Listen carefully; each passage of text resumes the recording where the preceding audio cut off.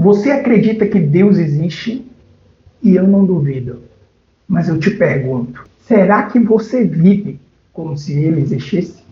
Se é verdade que Deus existe, se encarnou, se manifestou, está presente nas nossas paróquias, no sacrário, se entrega todo domingo nas missas, essa pergunta deve ser feita. Eu creio, mas será que de fato eu vivo a fé que eu professo? Não é uma aula de acusação, mas uma aula com uma reflexão profunda. Eu vivo como se Deus existisse? A aula hoje é importantíssima. Vamos para a aula!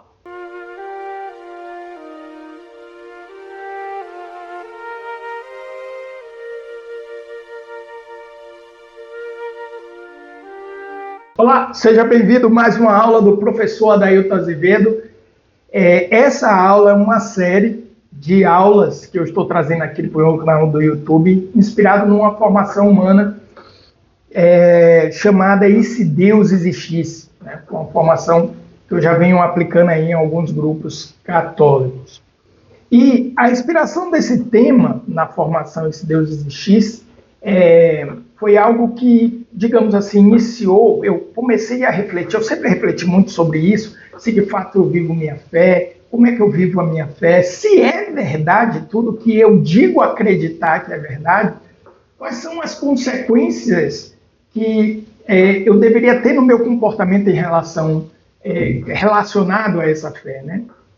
Na verdade, aqui é uma reflexão de buscar coerência. Eu vivo coerente com a fé que eu professo. E não é simplesmente, eu professo a fé em Jesus Cristo, então eu vou viver a humildade, o esvaziamento. Não estou falando apenas de ideais ou de princípios, não que eles não sejam importantes, mas eu estou falando de mudança prática, de comportamento prático, né?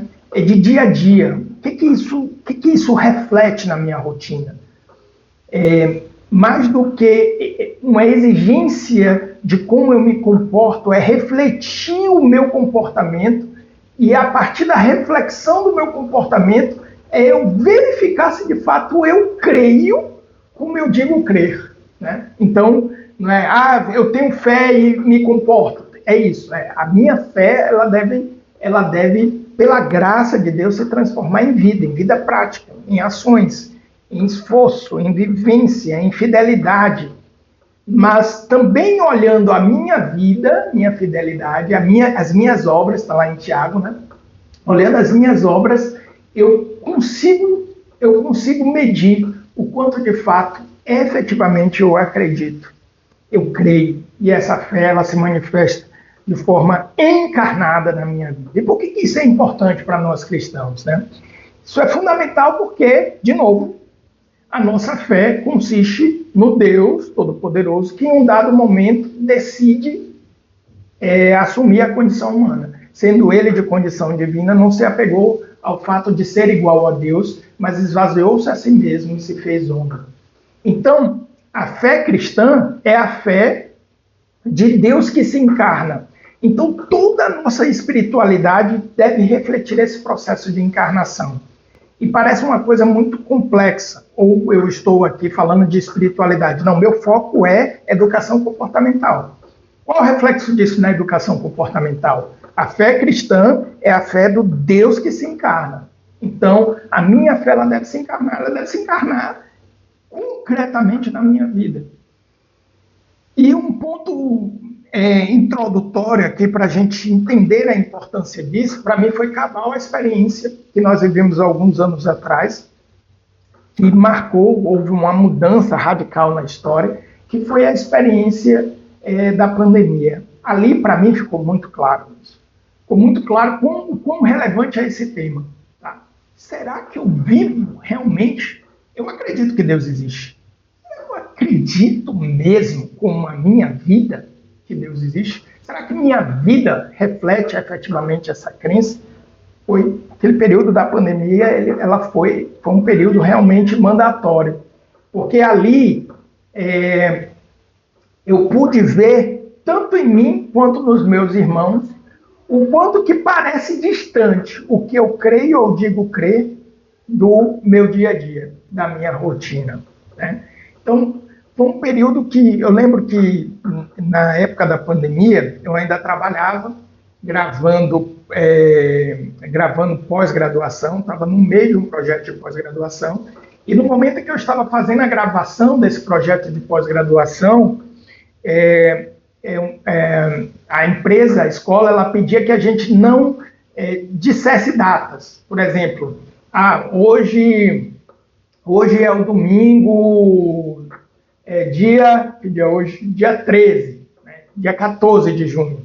Então, pronto, esse vídeo acabou de ficar datado. Então, o objetivo era dar temporalidade ao vídeo.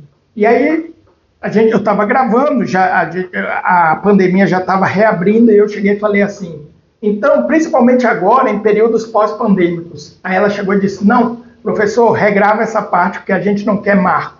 Eu digo, eu vou regravar, porque essa é a orientação de vocês, mas a pandemia é um marco. A pandemia é um marco. Então, e de fato é.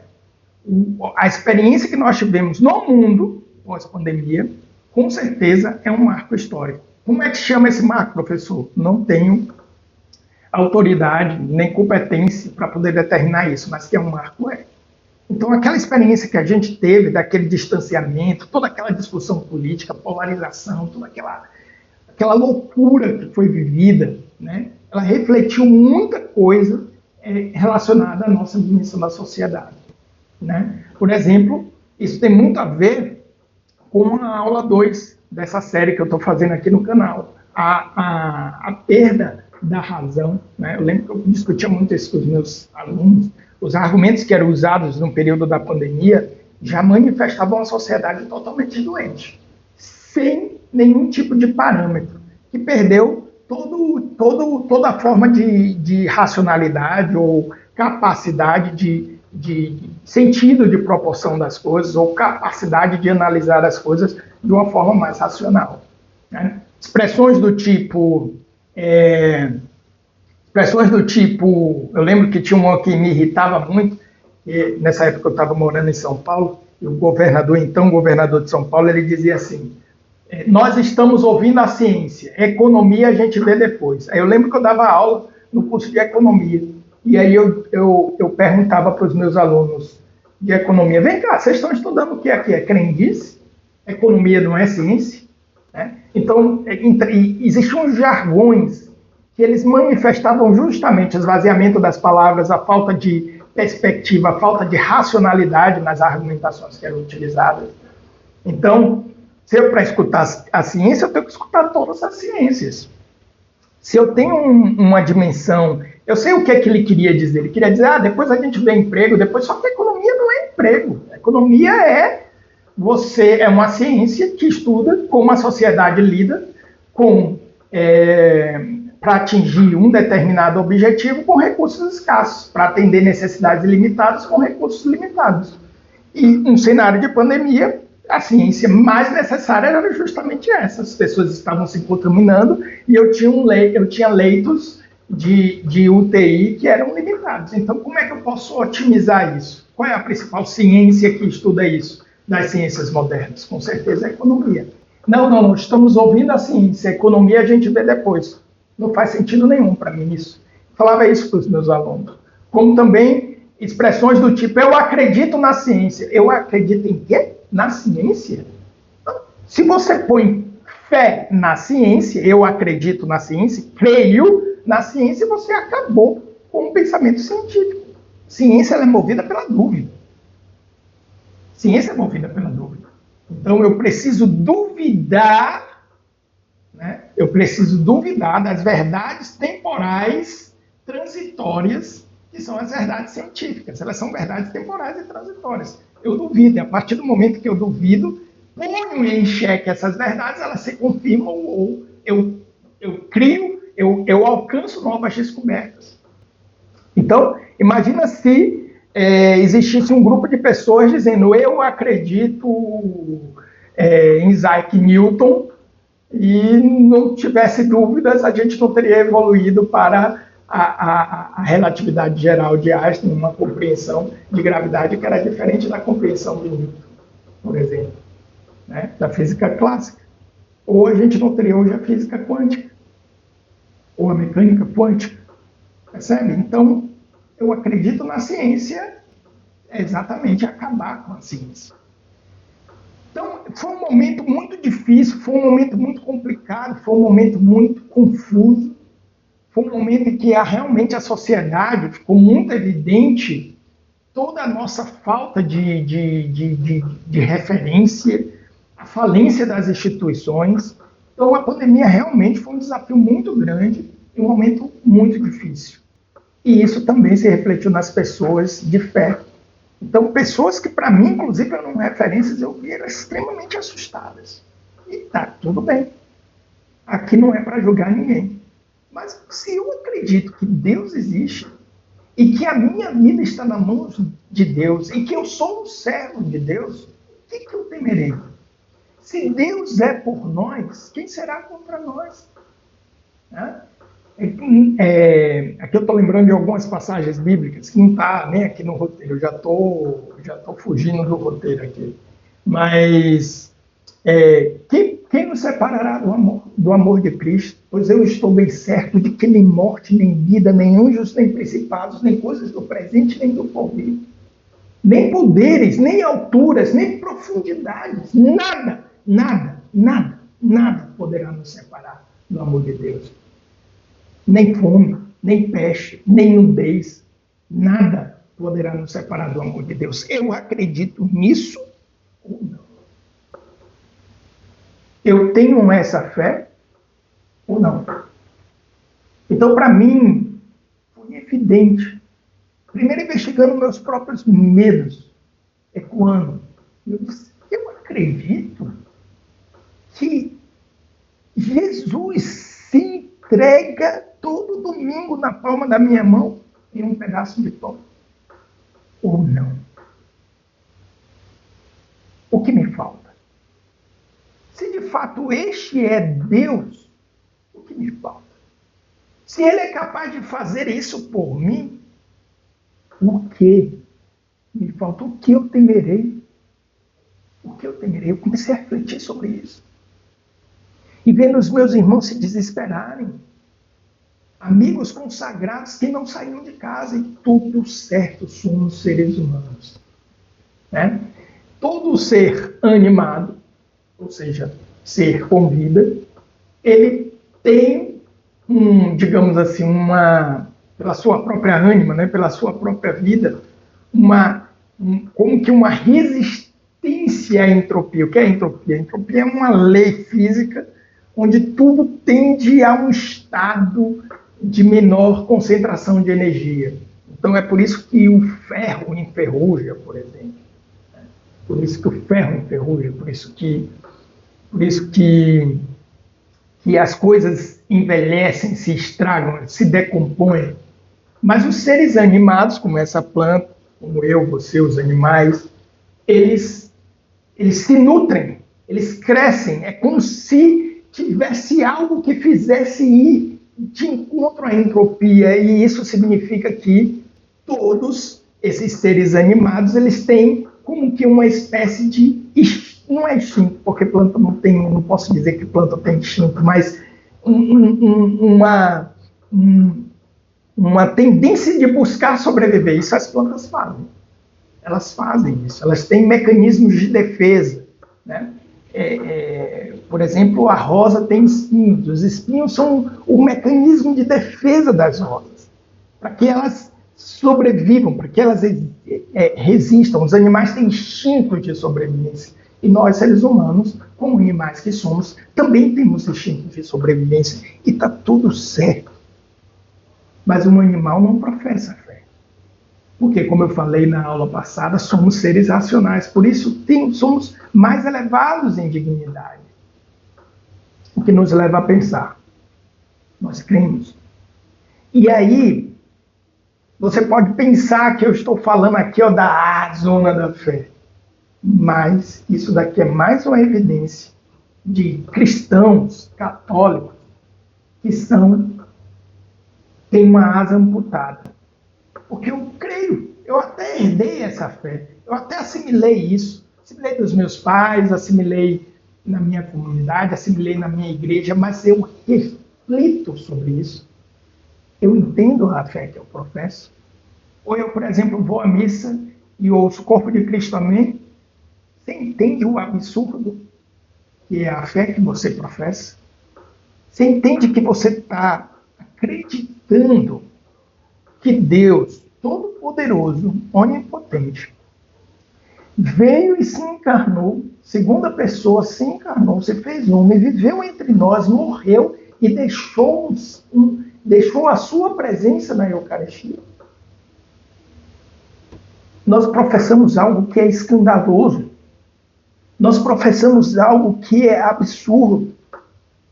Nós, católicos, professamos que Deus está sacramentalmente presente naquele pedaço de pão. A substância mudou. É um milagre da transubstanciação. Isso, inclusive, é uma diferença da fé católica para os nossos outros irmãos cristãos. E eu fico pensando, acontece uma coisa no meu trabalho e eu já estou duvidando. Será que eu de fato acredito que Deus é capaz de me amar de tal forma a se entregar para mim num pedaço de pão todos os dias, se eu quiser? Para outras religiões monoteístas, isso seria um absurdo, um escândalo. Imagina você dizer para um muçulmano, por exemplo, que acredita em um Deus de Abraão, que esse Deus é trino, para ele já seria um absurdo, e que o Pai enviou o Filho, a segunda pessoa da Trindade, e que ele deixou a sua presença sacramental num pedaço de pão. Imagina você explicar isso para um judeu. É uma blasfêmia.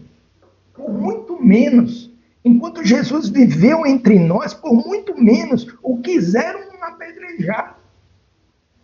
Porque Jesus disse, eu e o Pai somos um. Para eles aquilo era uma blasfêmia. Por muito menos quiseram condenar Jesus. E nós acreditamos que não só ele e o Pai são um, não só ele veio e se fez homem, mas ele está entre nós fisicamente através do milagre da transubstanciação na Eucaristia. A matéria é pão, mas a substância é Cristo Jesus. Isso é um absurdo. Eu acredito nisso. E à medida que vem um primeiro vento, qualquer ventinho, eu já estou me desesperando. Não é uma cobrança aqui, é uma reflexão. Uma reflexão importantíssima. Uma reflexão que deve ser feita em cada momento, em cada situação. Principalmente na nossa labuta do dia a dia. Uma conta que não fecha, uma briga, um desentendimento, uma situação difícil, uma notícia ruim, uma conversa difícil que precisa ser feita, um cenário negativo no trabalho, uma injustiça que se é cometida. Nós caímos na armadilha de esquecer aquele que nos amou e que de fato cuida de nós. Quem cuida de você? Quem provê todo o bem na sua vida? Você entende isso?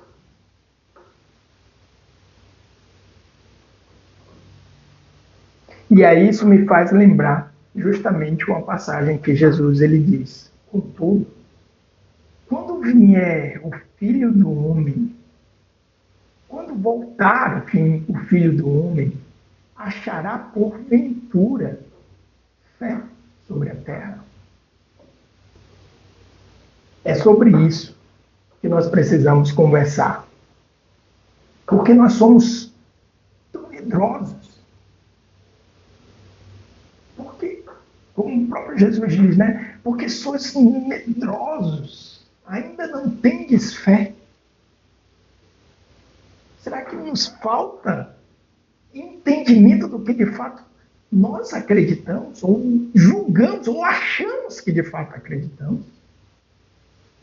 Você acredita em Deus?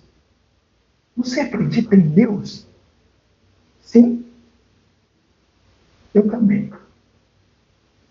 Mas você vive como se acreditasse em Deus? Essa é a reflexão que eu e você, que nós precisamos fazer hoje.